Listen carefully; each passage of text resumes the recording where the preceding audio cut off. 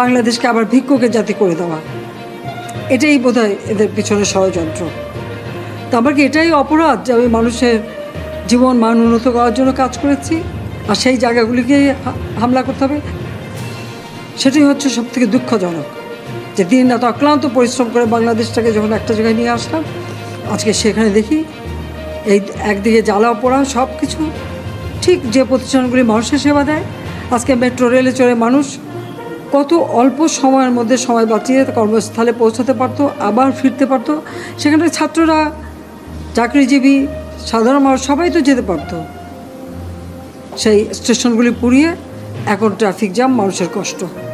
আমি তো কষ্ট লাঘব করেছি, কিন্তু যারা এইভাবে আগুন দিয়ে পুড়িয়ে মানুষের সে কষ্টে আবার ফেলে দিল, তাদের বিচার দেশের মানুষকে করতে হবে। আমি খালি সকলের সহযোগিতা চাই। আর এইভাবে মায়ের কোল খালি হোক এটা আমি চাই না, কারণ আমি তো বাবা মা সব হারিয়েছি। আমি তো জানি হারাবার ব্যথা কত কষ্ট, কিন্তু সেই কষ্ট বুকে নিয়ে তো ফিরে আসতে এদেশের মানুষের জন্য। এখানে আমার তো কোনো চাওয়া পাওয়া নেই।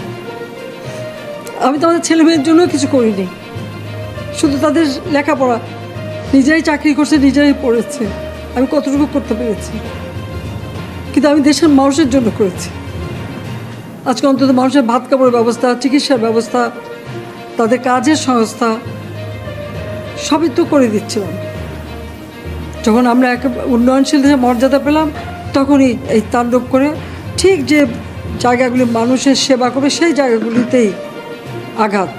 শিক্ষা প্রতিষ্ঠানে হল ভেঙে দেওয়া। সবচেয়ে দুর্ভাগ্য যে ভিসির বাড়িতে আগুন দেওয়া। এর আগেও একবার ঢাকা ইউনিভার্সিটিতে ভিসির বাড়িতে আগুন দিয়েছিল, আপনাদের মনে আছে? রংপুরে সেখানে আগুন দিয়েছে, ময়মনসিংহ কৃষি বিশ্ববিদ্যালয় থেকে শুরু করে বিভিন্ন জায়গায় এই তাণ্ডব চালিয়েছে। রাজশাহীতে এই তাণ্ডব চালিয়েছে। বিশ্ববিদ্যালয়গুলিতে সেশন জট ছিল, আমি সরকার আসার পর থেকে কোনো সেশন জট নাই।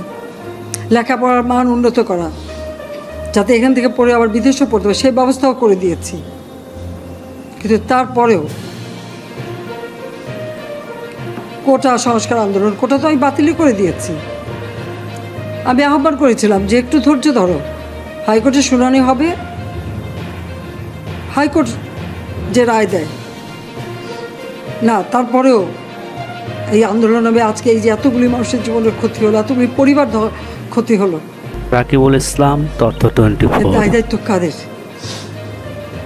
আমি দেশবাসীর কাছে সেই আহ্বান জানাবো যে এই ধরনের ধ্বংসযজ্ঞের জন্য এই দেশকে নিয়ে আর কেউ চালাতে না পারে। আমি সকলে সাহায্য চাই, আর আমি চাই না এভাবে মায়ের কোল খালি হোক আর এভাবে মানুষ অসহায় হয়ে পড়ুক। তা আমার কি এটাই অপরাধ যে আমি মানুষের জীবন মান উন্নত করার জন্য কাজ করেছি, আর সেই জায়গাগুলিকে হামলা করতে হবে? কোভিড-19-এর সময় যেখানে আমরা সব থেকে ভালোভাবে মানুষের চিকিৎসা দিতে পেরেছি, সেই কোভিড হাসপাতাল সেখানেও আগুন দিয়েছে। এটা কী ধরনের খেলা? যাক, আমি আর কিছু বলতে পারি না। আমি যে এগুলি